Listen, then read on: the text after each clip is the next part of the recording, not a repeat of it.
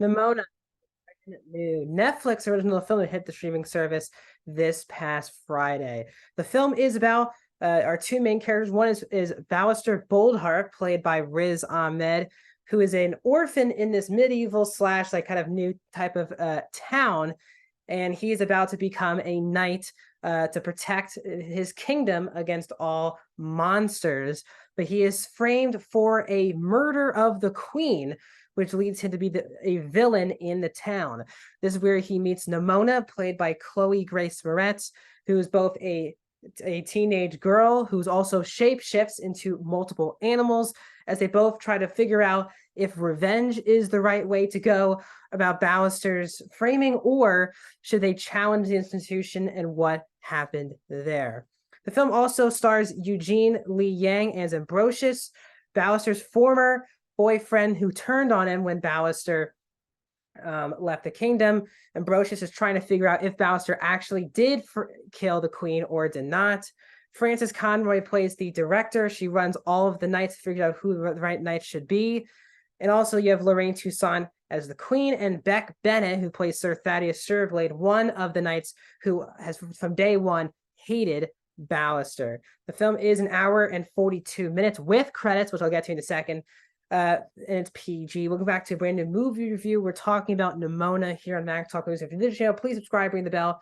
I do movie reviews, TV show reviews, movie rankings, and a box office breakdown show every week. So please subscribe, ring the bell, comment down below. First of all, have you even heard of this film? Did you know it even came out on Netflix? If you've seen it, tell me, did you like it, not like it? Don't give spoilers in the comment section down below. And also, please like the video, guys, the thumbs up button. That's how you support this channel. So this movie has been through the absolute ringer. I think a lot of people talk about all these movies getting delayed and pushed back and all of these things. And this movie embodies a long production time, because this film was originally produced and made by Blue Sky Studios. And Blue Sky Studios, again, also, sorry, this movie is also based off of a graphic novel. Blue Sky Studios was the studio that made the Ice Age films, and including these two directors who directed this film were both Blue Sky directors who directed, I think, the previous Blue Sky film in theaters, which was Spies in Disguise, a couple years ago. But then Disney bought Blue Skies towards the beginning of 2020. Then this film was 70% done.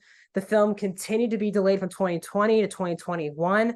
And then Disney ending up shelving the movie. And very similar to what Warner Brothers Discovery did with Batgirl, that is what basically Disney did to this, where they gave up on this movie, 75% completion of the movie. And then out of nowhere, Annapurna and Netflix, after Disney shelved it, got the rights for the project and finished the film. And there's a lot of controversy because, again, not to spoil anything, but Ballister, as I said, has a boyfriend in this movie. We have a gay romance going on. And the rumor is a lot of people who worked in the movie said that Disney was against having this romance, especially a kiss, happen in the movie. So there's a lot of controversy, but let's get into the actual movie itself with my positives and negatives, and then my score. So overall, I really like this movie. I think this is an excellent animated film. First of all, from an animation point of view, it is gorgeous. It very much looks like Arcane, which was on a Netflix TV series a couple years ago. It's gorgeous animation. And I think they do a really beautiful job of blending the way our characters look and the town itself. And I think also the world building is really interesting here, is that, as I said, it's a mixture of kind of today's time where there's social media, there's like, TV news stuff everywhere, but it's also kind of a medieval place, as it's all about a queen and her knights.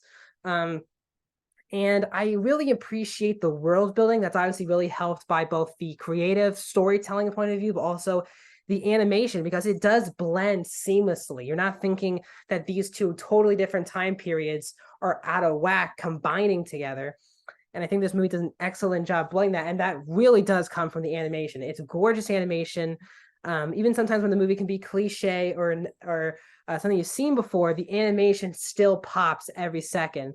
And Netflix, for me, is a studio that has been really strong in the animation department. We've obviously talked about Klaus, Over the Moon. Obviously last year had a stop motion animation with Pinocchio. They have a lot of great animated, even like Next Gen a couple years ago. I really do like, if not think okay to all of the Netflix animated films. So um, this film is another one that I think is one of the best Netflix animated films that they've done.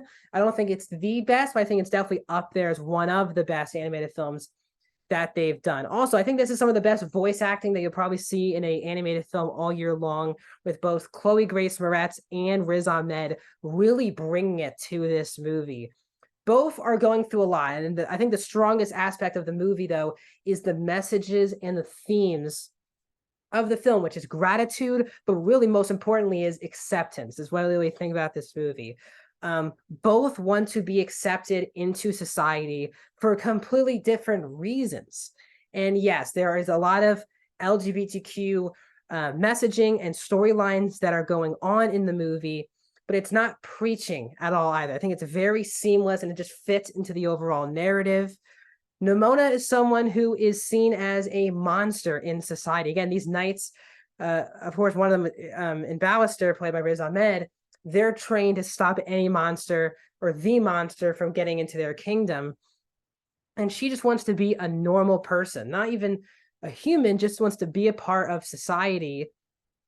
And I think they really do a great job with her character of the amazement of someone being different. And I think that really comes through in this movie from her character.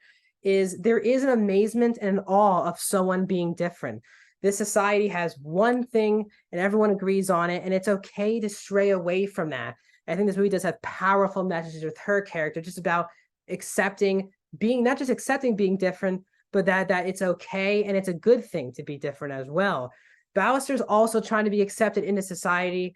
Not just is he obviously in a romantic relationship with another knight, but he was an orphan, and all these knights in this world are second generation, third generation. They have to be related to someone who was previously a knight, and he was trying to be the first ever person in his society to be a knight without having to have that under his belt. The fact that anyone can be a knight, and whoever's right to protect the kingdom should be able to. And there's also a lot of good messaging. I think sometimes it goes a bit too over the top. Actually, I'll say that for my over the top element of the movie from a story point of view. But again, as I said, Grace Moretz and Ahmed bring it in this movie. They're very emotional performances. They have great chemistry together, but you really do equally care about both characters really just being seen by people and being seen by the right people as well. And the fact that society can really, you can really just feel alone in society. I think a lot of people can relate to, even if you're not a part of the LGBT community, there's a lot of people out there who just feel like they're alone, stuck in society. People don't see who they truly are. And even if they do see who they truly are, they don't like it, don't accept it part of their society. And I do feel like that both these characters bring that in a really beautiful, beautiful way. So I was definitely moved by the messaging of the movie and these two excellent lead performances. Now, there are some negatives I do have with the movie, sadly. Now, this is not the most original idea. I think the messaging comes through more than the actual story, because you can kind of point to each situation happening. I think once they introduce the villain of the movie, the villain plot line just isn't interesting at all. It's easily the most cliche aspect of the movie. They think it's this kind of mind-blowing realization of who actually did it, or if he was framed or not, and who would frame him. And it's not this mind-blowing thing. And every time they show this character again for the rest of the movie, it just isn't that interesting. Beck Bennett plays the most childish, over-the-top character of the film. Again, I like Beck Bennett, especially at his voiceover work in recent years, but it's a very one-note, over-the-top performance that his character for me just took me out of it. There would be scenes that were pretty emotional or serious, and they kind of just throw his character into the mix to be the comedic relief, and his character just wasn't very funny at all. I do like the idea that a lot of people, again, are under one idea. But for me, every time a news thing says something or a person says it, everyone just takes it as fact. And I wish there's a little bit more divisiveness, I think, in the society. I know they want all society to think one way, and these two characters show you the other side of it. for me, they kind of rely on that by having news people say this is the truth and the whole world believes it. I think it was a bit stretching it a bit. And this movie does go for the low brow child humor, I think, more than it should. It's not there often. It's a lot more mature than I think a lot of people are going to expect if they've didn't see a trailer or anything.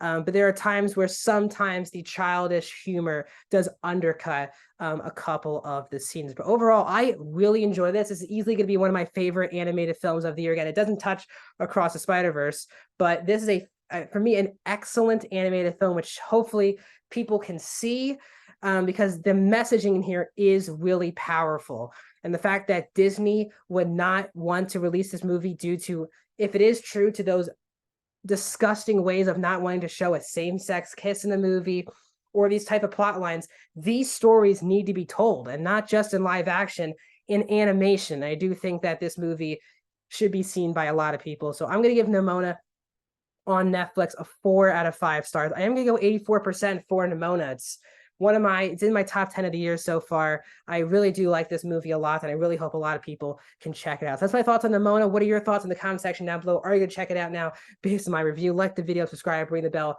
More videos are coming. I'll see you around.